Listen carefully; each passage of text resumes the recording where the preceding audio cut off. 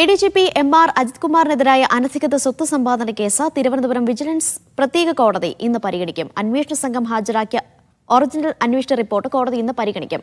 Report ആരും സാക്ഷ്യപ്പെടുത്തിയിട്ടില്ല എന്നും അട്ടിമറി നടന്നിട്ടുണ്ടെന്നുമായിരുന്നു ഹർജിക്കാരനായ അഡ്വക്കേറ്റ് നാഗരാജിന്റെ ആരോപണം. സിജോ വി ജോൺ വിവരങ്ങൾ നൽകാനായി ചേരുന്നുണ്ട്.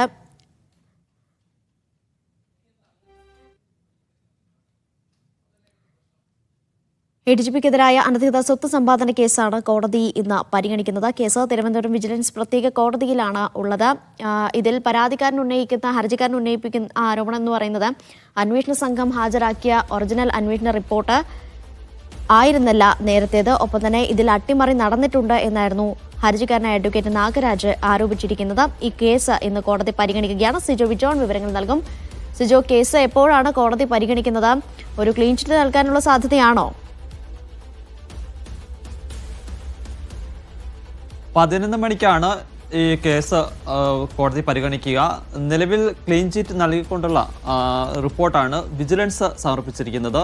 ഇതിൽ കോടതി എന്ത് തീരുമാനമെടുക്കുമെന്നുള്ളത് വളരെ പ്രധാനപ്പെട്ട ഒരു കാര്യമാണ്. ഈ ക്ലീൻ ചിറ്റ് നൽകിയ റിപ്പോർട്ടിനെതിരെയായിരുന്നു അഭിഭാഷകനായ നാഗരാജ് കോടതിയെ സമീപിച്ചിരുന്നത്.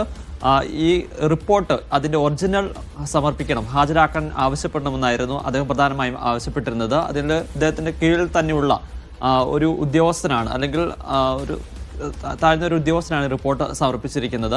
ഈ റിപ്പോർട്ട്, ഒറിജിനൽ റിപ്പോർട്ട് സാക്ഷ്യപ്പെടുത്തിയിട്ടില്ല. അതുകൊണ്ട് ഇതിൽ അട്ടിമറി നടന്നിട്ടുണ്ട് എന്നുള്ള ഒരു സംശയമാണ് ഉള്ളതെന്നാണ് പറഞ്ഞിരുന്നത്. ഈ ഒരു സാഹചര്യത്തിലാണ് ഇതിൻ്റെ ഒറിജിനൽ റിപ്പോർട്ട് ഹാജരാക്കാൻ ആവശ്യപ്പെടുകയും ചെയ്തിരുന്നത്.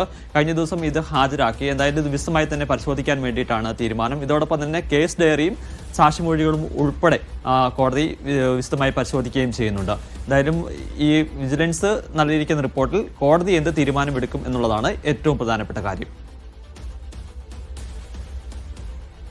ശരി, സിജോ വിജോൺ ആണ് വിവരങ്ങൾ നൽകിയത്.